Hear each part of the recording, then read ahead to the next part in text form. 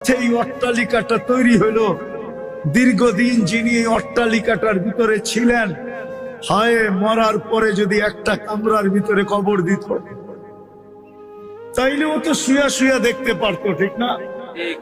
আর না হইলে বাড়ির বাউন্ডারির ভিতরেই যদি দেওয়ালের পাশে কবর দিত, তাও তো দেয় না।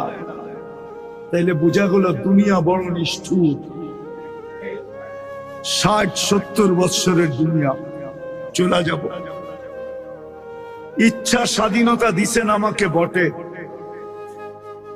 এই জন্যই হস্তক্ষেপ করেন না। আর না হইলে সত্য এটাই, 24 ঘন্টা নুন কার খাই?